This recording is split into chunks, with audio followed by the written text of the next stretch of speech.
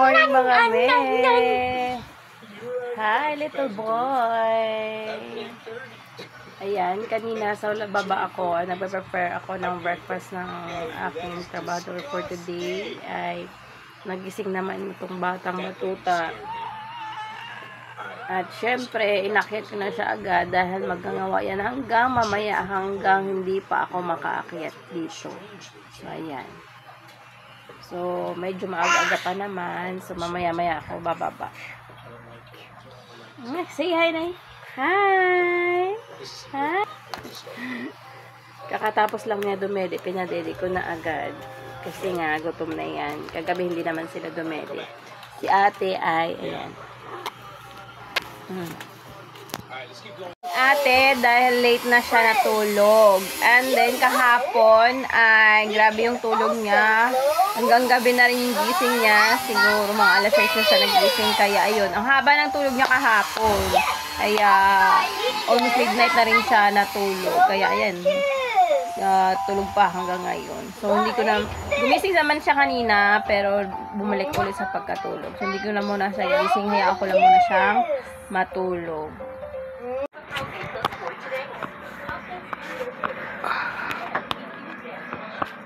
Slippers ni mami sa ano?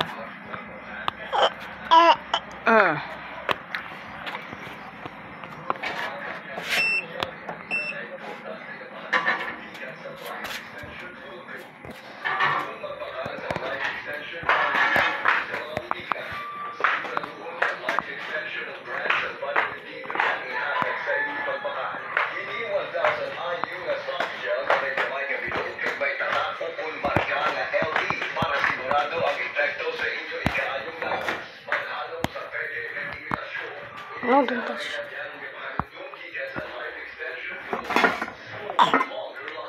So, ito yung pasta mga me na niluto ko na agad kanina kapag kabangon ko. Para naman, gisa-gisa ko na lang mamaya. Ayan. Sobrang tuyo na ang aking pasta. Dahil wala naman ang isang oras to na naluto. So, magluto na tayo ng kanyang sauce mga me. Painit muna tayo ng aking kawali dito. So, ito yung aking panlahok sa aking sauce para doon sa pasta. Sibuyas, bawang, at saka yung kalahati ng spam na ginamit ko kagabi. Yung lang na luncheon meat. So, ito lang ilalahok ko dito sa aking sauce. O, margarine yung panggisa natin sa ating sibuyas, bawang. Yan, mimelt lang natin muna ito. Ayan, itong margarine ko ay natira din to sa niluto ni Daddy. So, sayang naman, doon naman katambak sa fridge. So, gamitin na natin. So, ayan, may tira-tira pa. So, naka-plastic lang itong binili niya kasi nga, kukunti lang din naman ang gagamitin niya. Ayan.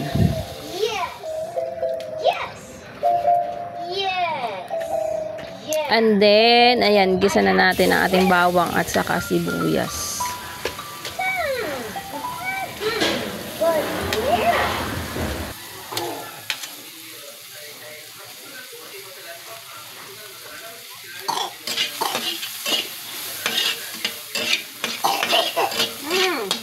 So nga pala mga may karga-karga ko pala si baby habang nagluluto nito ngayong umaga.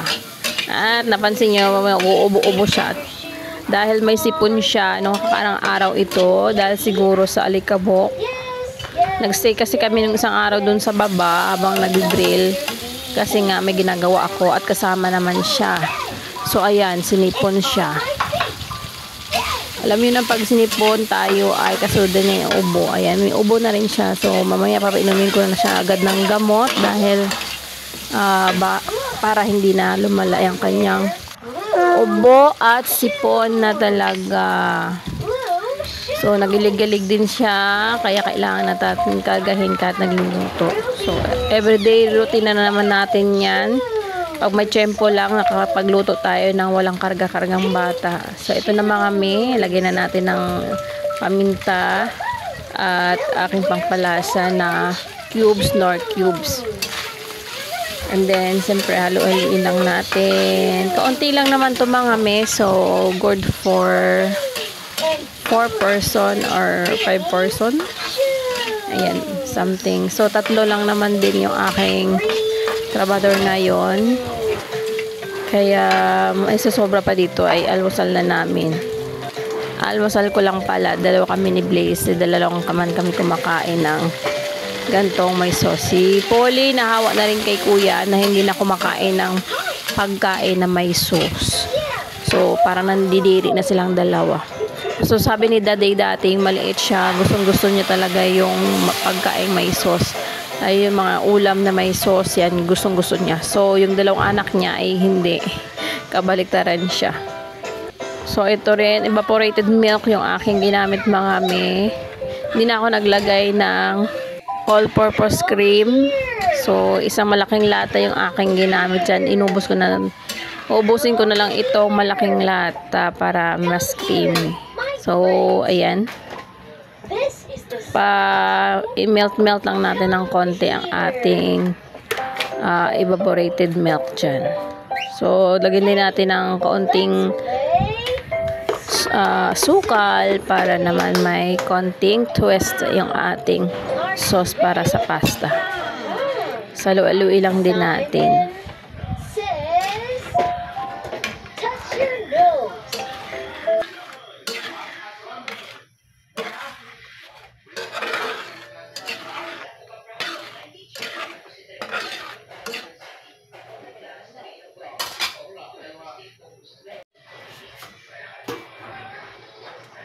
Baba na, baba.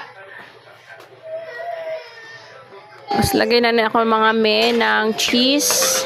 Ayan, medyo nag-melt ng aking sauce.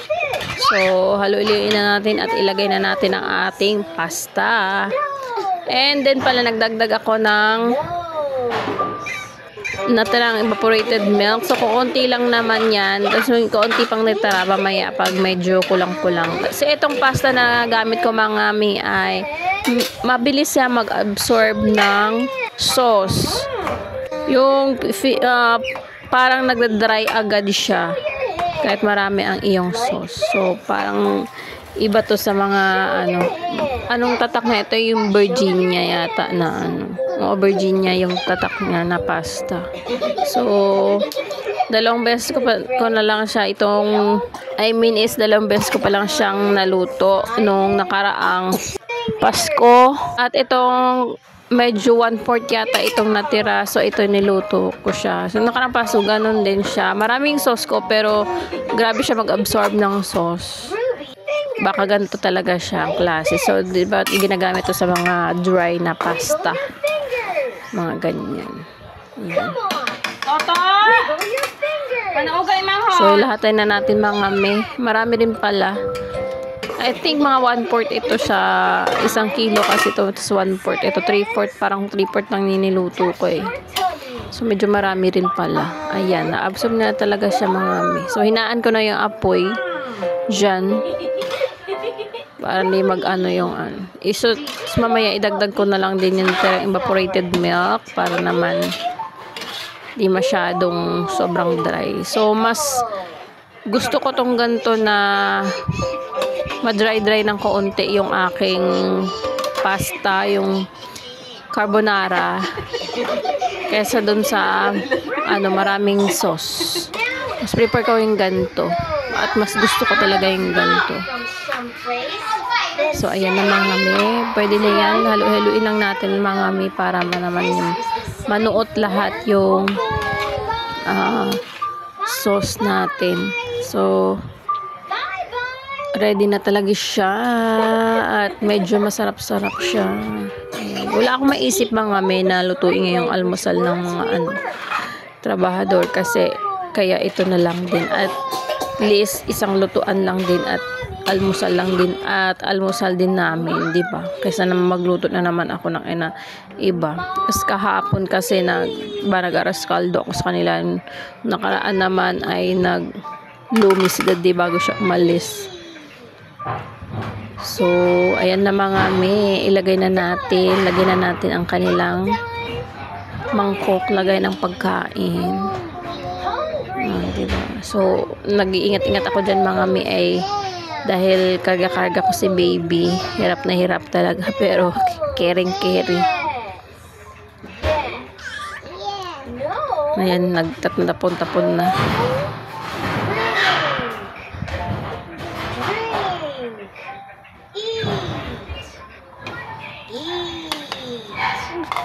Yan, okay na siguro yan mga me.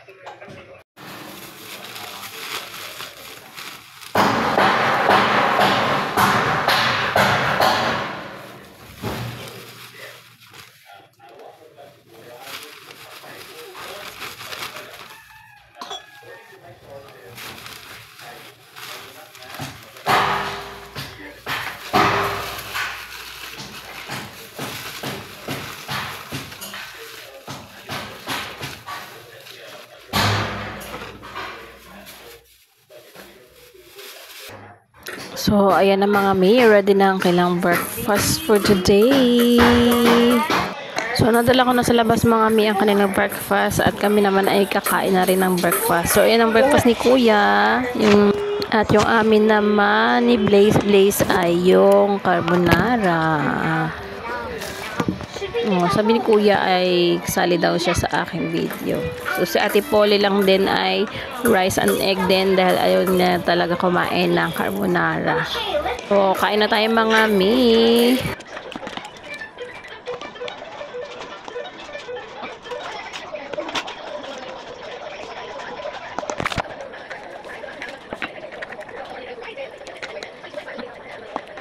So that's it for today mga mi. Thank you for watching. God bless.